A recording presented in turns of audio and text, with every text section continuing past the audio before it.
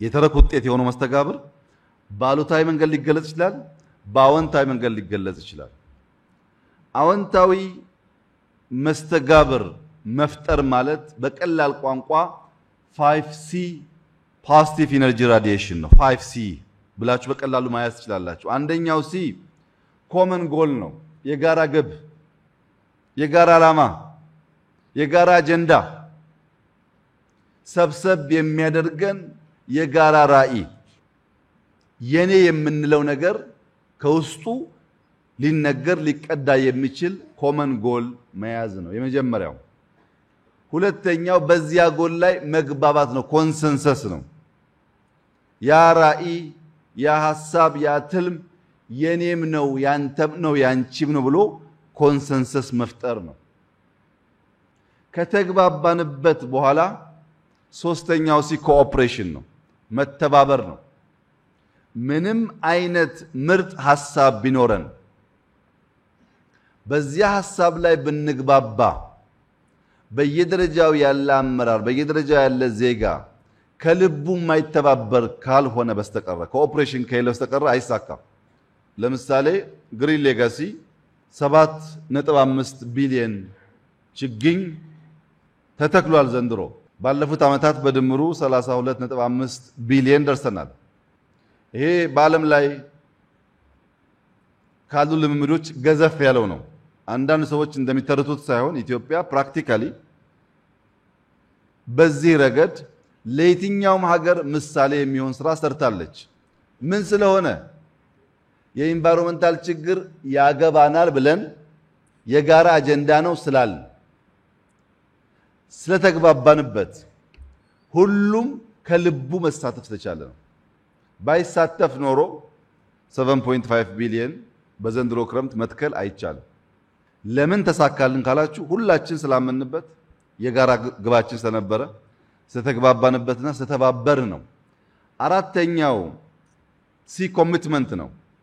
አር ዊ ኮሚትድ ለምንለው ለዛ ቪዥን ለዛ እሳቤ እያንዳንዱ ግለሰብ ራሱን ለማድከም ለመትጋት ለመስራት ለመታመን ኮሚትድ ነው ወይ? ኮሚትመንት በጣም ወሳኝ ነገር ነው። አንዳንድ ሰው 100 ችግኝ፣ አንዳንድ ሰው 40 ችግኝ፣ አንዳንድ ሰው 20 ችግኝ ተክሎ ከሆነ በእነዚህ ሰዎች መካከል ያለው ልዩነት ኮሚትመንት ነው። አምስተኛውና ቁልፉ ነገር ለቀና መስተጋብር ለፖዚቲቭ መስተጋብር ክሊን ሃንድ ነው። ሌባ ራዕዩ ምንም ቢሆን ምንም ቢወያይ ምንም ቢግባባ ጠብ ያለች ፍሬ አያመጣም። ለጊዜው ሊዘንጥ ይችላል፣ ግን የመከነ ነው። እጅህ ንጹህ መሆን አለበት። እጅ ንጹህ ሲሆን ትደፍራለህ፣ ልበ ሙሉ ትሆናለህ። የምታስበውን ነገር ለመከወን አትቸገርም። ስትነካካስ ሰው አያውቀውም፣ አንተ ግን ታውቀዋለህ።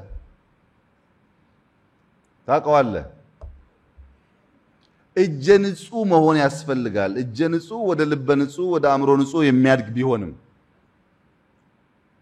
እነዚህን 5 ሲዎች ያሟላ ፖዚቲቭ መስተጋብር ሀገርን፣ ሰፈርን፣ ቤተሰብን፣ አህጉርን ወደ ብልጽግና ይወስዳል። በተቃራኒው ያለው የኔጌቲቭ መስተጋብርስ ኔጌቲቭ ኢንተራክሽንስ እነሱን በቀለለ በ3 ሲ እንያዛቸው። የመጀመሪያው ሲ ኮንፊውዥን ነው። አሁን ምንድነው ይሄ ግራንድ ናሬሽን ምን ሊያመጡብን ይሆን? አሁን በቃ የብሔረሰብ መብት ሊቀር ነው ማለት ነው? ወደ አህዳዊነት ልንሄድ ይሆን? እየታሰበ ያለው ነገር ምንድነው? አዲስ ነገር ብልጽግና የሚያመጣው ምን ፈልጎ ነው? ኮንፊውዥን ጥያቄ ነው ይመስለው። ያ ኮንፊውዥን እየሰፋ ደግሞ ሲሄድ ሁለተኛው ኮንፍሊክት ነው። ጭቅጭቅ፣ ግጭት፣ አለመግባባት፣ አለመደማመጥ። የመጨረሻው ሲ ኬኦስ ነው። አሁን ምርጫው እዚህ ያለን አመራሮች ኢትዮጵያን የምንወክል ስብስቦች የሚያዋጣን ፖዚቲቭ መስተጋብር ነው ወይስ ኔጌቲቭ መስተጋብር? የሚያዋጣን በሐሳብ በመደማመጥ በመነጋገር ሰተን ተቀብለን ያደገ ሀገር ማስረከብ ለልጆቻችን ወይስ ማንም የማይፈታው ኬዎስ ውስጥ መግባት? መቼም ማንም ጤነኛ ዜጋ አይመርጠውም። ፖዚቲቭ መስተጋብር ያስፈልጋል። ፖዚቲቭ መስተጋብር ደግሞ ፋውንዴሽኑ ስቶሪ ነው።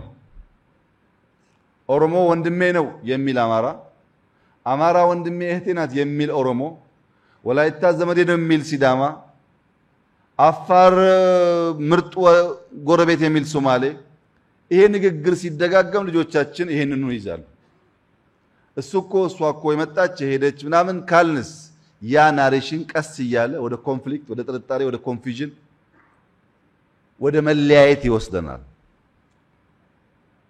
የናሬሽን ፓወር ሀገር ለመስራት ሀገር ለማጥፋት ከፍተኛ አቅም አለው። ፖዚቲቭ መስተጋብርን መምረጥ የተሻለች ኢትዮጵያን ለማየት የሚያግዝ ነገር ነው።